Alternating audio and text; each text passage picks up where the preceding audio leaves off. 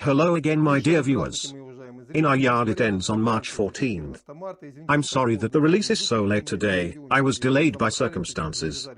That is why now it is brief, dry only for a military situation. So what's going on in the south? In the south, in the region of the Nikolaev and Kherson regions, this is what is happening. Bashtanka was hit by an airstrike in the morning. An attempt to clean up was to take place today. The result, I think, will tell tomorrow. Also, interesting events take place in the Pervomaysky area. This highlighted ledge to the east of Nikolaev is the village of Pervomaysko. He is very comfortable. Why is it so squeezed out? Because there is such a small long reservoir. And here it is, taking into account the blown-up bridge across the road towards the east. It makes it quite easy to hold this position from Nikolaev.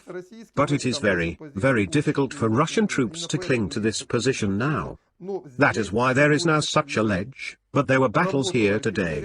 Artillery worked, aviation worked. Tomorrow morning I'll try to find out what happened there and how it ended.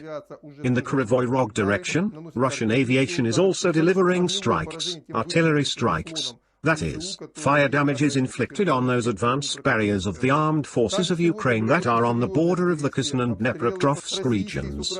Also today there were very serious artillery attacks from the Russian and Ukrainian sides in the Orekhovo region of Zaporozhye, that is, there were very intense artillery duels, which say that here the front line may move in the near future. Well, the main direction for today is the direction to Orekhovo. Judging by the evening report, the Russian troops have moved forward a little more, and, in general, they have already covered more than half the distance from Ulda to Orekhovo. Well, it's true that the Ukrainian armed forces will try to hold on to this line, taking into account the terrain, because if they don't hold it, then the collapse of the Donetsk front will be a matter of a few days. Most likely tomorrow, Russian troops will come to this line and see how it all ends. Also, a clarification on Yuriy. Local guys called me and said no, there were no Russian troops in Yuriy. All this is still a hoax. Well, in the evening, confirmation also came that I said in the morning review that there were battles for Severodonetsk. There were battles for Rubizno. And taking into account the information that I have, namely that the bulk of the heavy equipment in this area and the Ukrainian armed forces in this area have already been suppressed, the artillery group has been largely suppressed.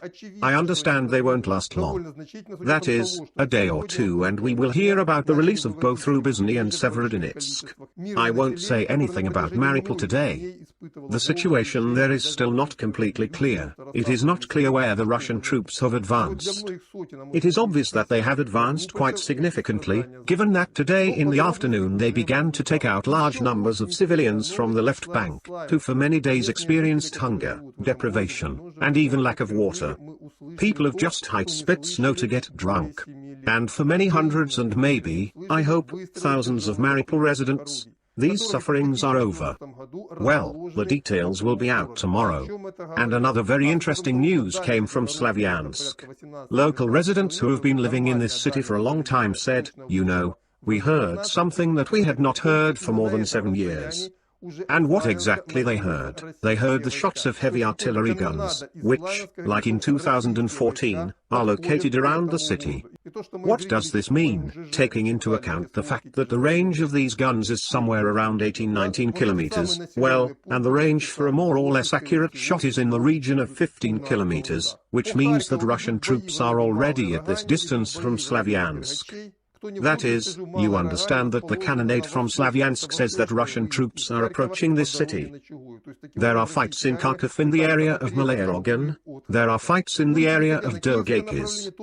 For those who are not in the know, I will say that Malaya-Rogan is located in the east. This is the eastern exit from Kharkiv on the road to Chugayev. That is, in this way, the Russian army is trying to cut off Chugayev from Kharkiv. Well, and moving to the Kiev direction, a very interesting event also happened today. I was informed by local residents that the Russian troops had not even reached the outskirts of Brovary. In fact, they were already within the city of Brovary. And this is no longer just intelligence. This is a serious group that has taken control of the Brovary denouement. That is, the bypass road from Brovary to Borispil. Well, today the troops have taken this interchange under their full control. Well, there were also reports that, despite the fact that Russian troops have not yet reached the Kyiv-Kharkiv highway, nevertheless, they are already holding it under tight fire control. These are the news and the latest events that have taken place on the fronts. More details in tomorrow's issue.